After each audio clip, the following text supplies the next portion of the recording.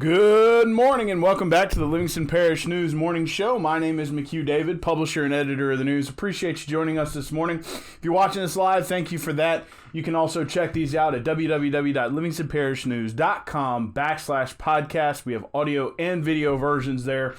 We take this video, combine it with the audio we're recording and put it out there, or we just have straight audio if that's all you're interested in the morning. Either way, we do appreciate you participating in this show. Thank you for that. Let's get into it. Your traffic today is basically non-existent. It looks like the holidays have started for a lot of people. A whole lot of green on our map this morning that's submitted to us by brproud.com. That is NBC WVLA 33 and WGMB Fox 44. And we thank them for that. I don't really have much to report. There's just not a lot of traffic this morning. Minor delays at Millerville, and when I say minor, it went from green to dark green, which means that you might slow down, maybe, at Millerville and I-12 westbound. Otherwise, a very, very, very green map. Schools are starting to let out. They're done with finals. Even the junior highs, probably a lot of people didn't make their kids go to school today. So looking at relatively minor delays anywhere you're going. So easy commute today if you've got somewhere to go.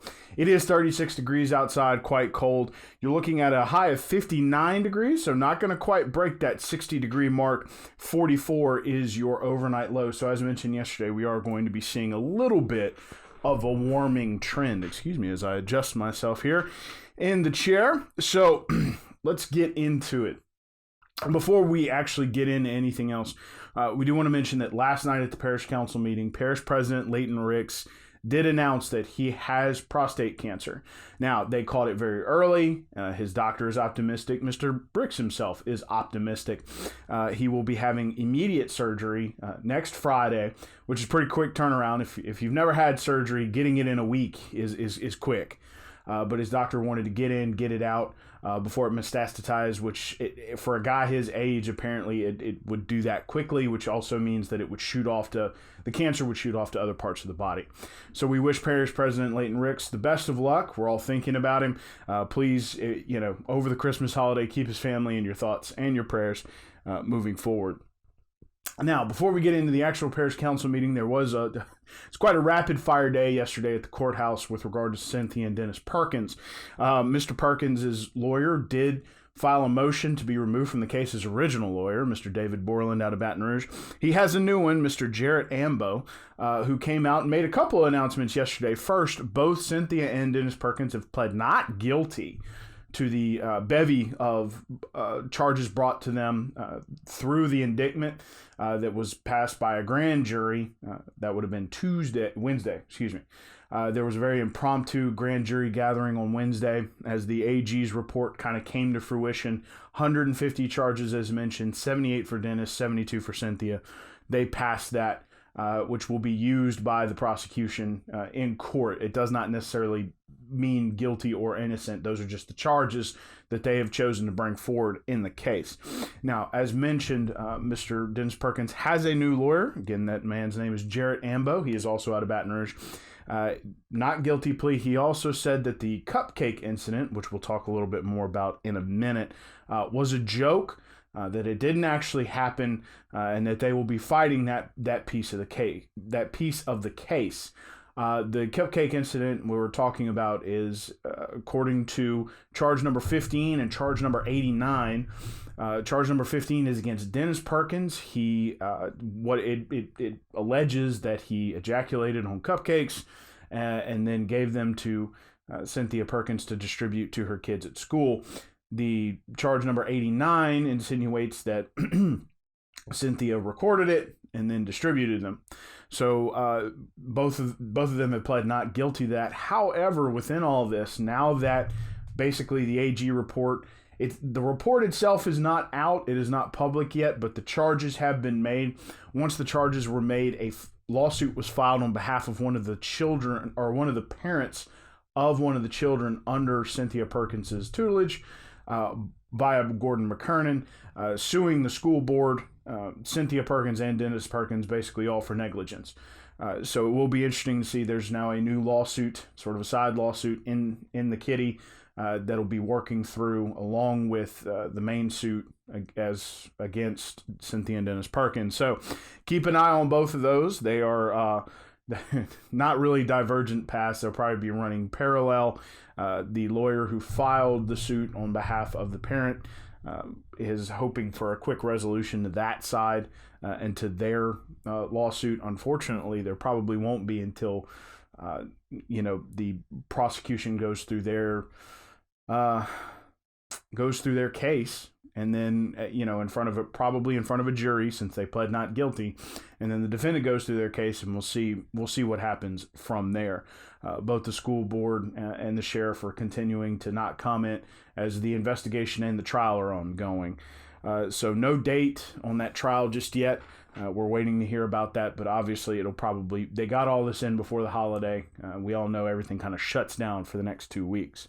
One last thing on that score, Miss Cynthia Perkins did file for divorce on Thursday from her husband, Dennis Perkins. They are still technically married. She cited fear and threats from Dennis. Didn't say much more than that. So she has filed for divorce from Dennis Perkins. So that's the update on that. We'll be heading to a jury trial as both Dennis and Cynthia have pled not guilty.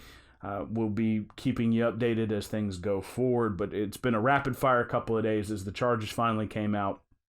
A new lawsuit, a divorce, and a not guilty plea. And again, Mr. Jarrett Ambo has come in to represent Mr. Dennis Perkins.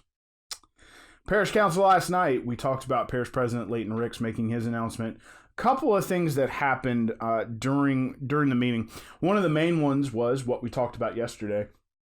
The Parish Council did approve a moratorium on development for Dunn Road for the period of 1 year, while the utility relocations, overlay, widening, and all those things are happening, as well as the completion of the roundabout at Dunn Road and Lockhart.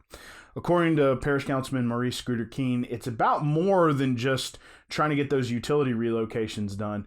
The dump trucks that are bringing in dirt, to raise these homes, or even just to lay initial plats for these homes, are just tearing up the road.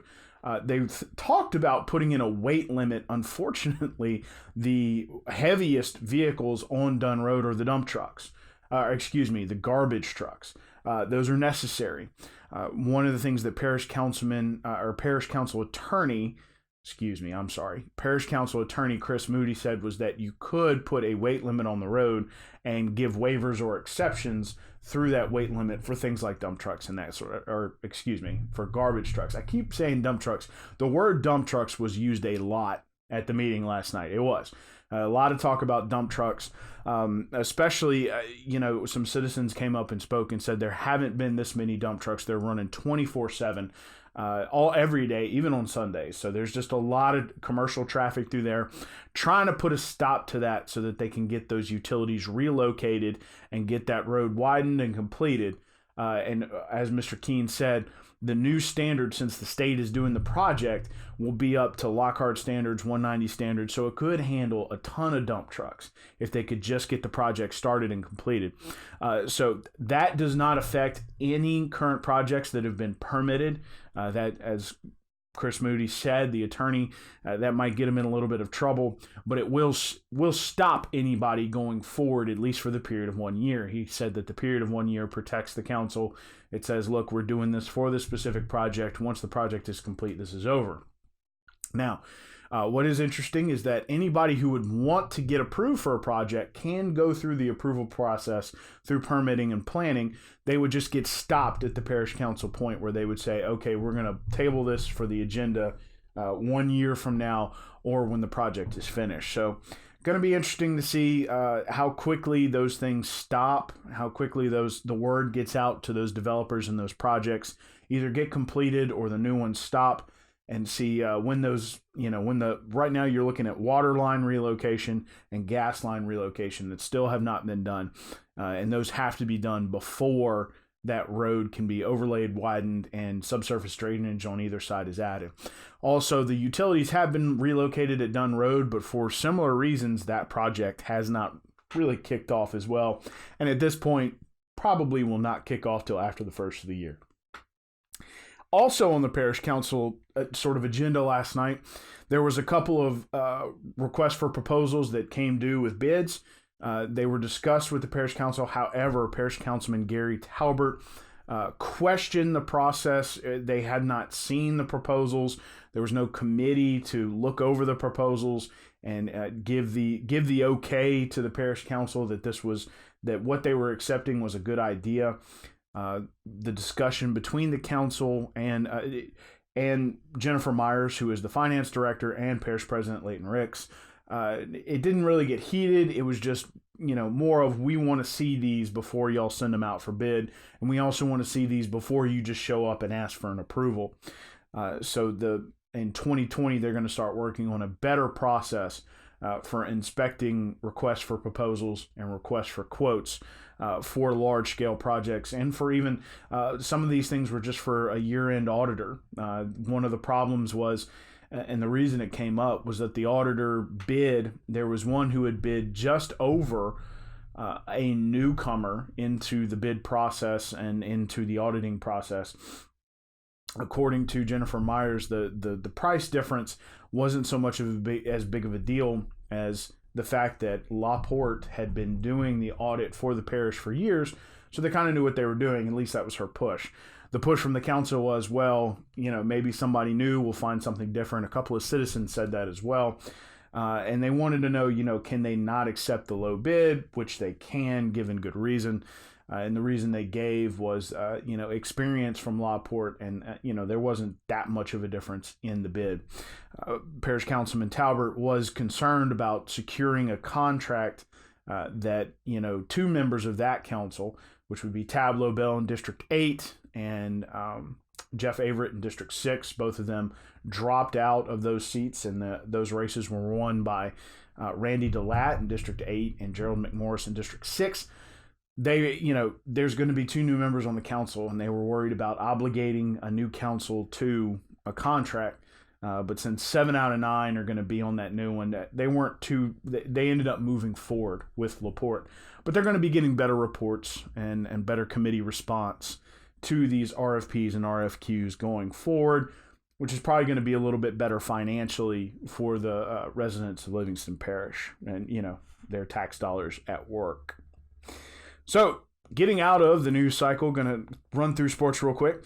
Walker boys are at a pretty prestigious tournament in Baton Rouge. It's gained a lot of attraction. It's at Madison Prep, and they won their first game against McMain in overtime. So, congratulations to those Walker boys.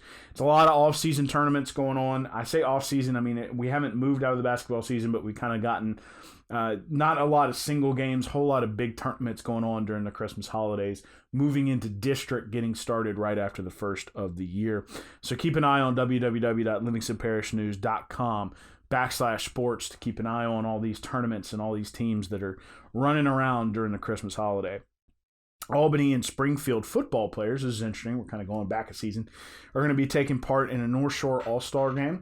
You've got both Coach Janis and Coach Sherpass from Albany and Springfield, respectively, are going to be coaches on the red team side, and there will be 3 players from Albany and 2 from Springfield heading out to that game. They started practice Monday. Coach Sherpass said it's probably going to be very competitive. A whole lot of good teams are sending a whole lot of good players, so it's a great opportunity for these kids to get some good play against good teams and to get noticed. During the early signing period, it was a big deal at Live Oak High School. 2 signed D1 letters of intent after decommitting from LSU because he kind of felt like LSU had moved on to other players. Jarrett Lee, has signed with Florida. That was a move that was sort of known that he was recommitting somewhere else, but he has officially signed his letter of intent to play next year. That would be the 2020 football year at Florida. So congratulations to him.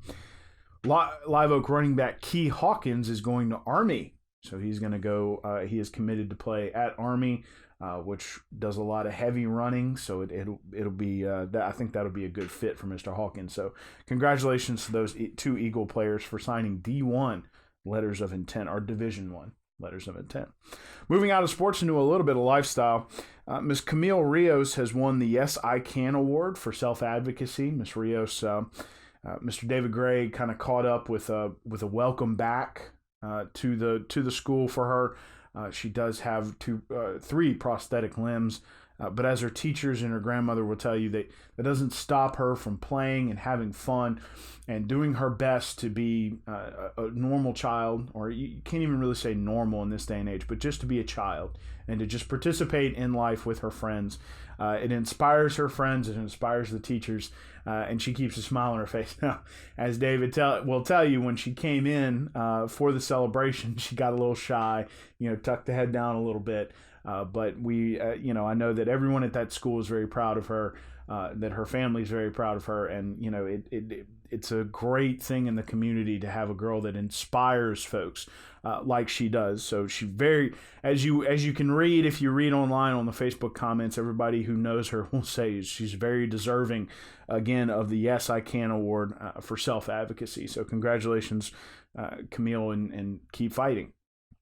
Last but certainly not least, we're going to talk a little bit about Mrs. Claus, Mrs. Santa Claus. Every year, the sheriff, that would be Sheriff Jason Ard, hosts the Christmas Crusade, wherein they gather donations and stuff at the Walmarts in Livingston Parish, and that's toys and those kind of things, and then distribute them to families. And in 2018, 1,400 kids and 600 families got a present that normally would not have.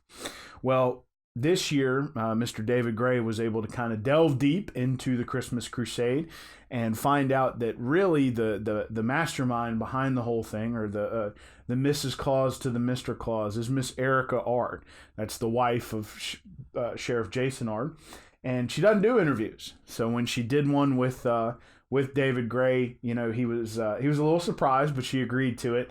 And we are appreciative because he got to talk to her about, just being efficient and meticulous and making sure that all this runs smoothly so that the sheriff's deputies can do their job when they go to work and they don't have to worry about it. So thank you to Miss Ard for being Mrs. Claus to the Mr. Claus. Thank you, Sheriff Jason Ard, for running this program every year. And congratulations on all the success. Over 9,000 kids since the crusade has started have received a present that normally would not have received a present for Christmas. So Merry Christmas to all. One last thing before we head, let's go back through your traffic and your weather real quick, because that's easy. There's no traffic today. Pretty low volume as school's wrapping up everything. A lot of folks probably taking off of work, getting prepared to travel for the Christmas season. Almost no traffic when we took a look earlier. Maybe getting probably some minor delays on 12 westbound. Some folks starting to get going towards work, but otherwise a relatively clear traffic map again as the holiday season begins.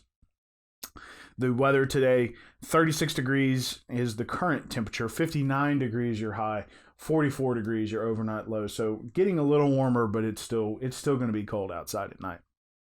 I want to remind everybody, we're going to be getting some stuff wrapped up moving into the Christmas season. We will have a show on Monday. That will be our last show for that week. It doesn't look like enough is going to happen between then and Friday to get another show going. That may be different the next week. We may do a show on Monday and Friday.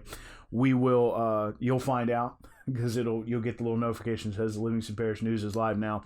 But we do hope that everybody has a Merry Christmas. We hope you have a great weekend.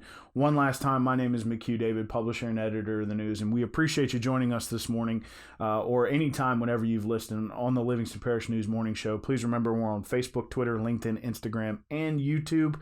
We are once a week in print on Thursdays. We're online. We also have an app that goes along with our online if you'd like to use that.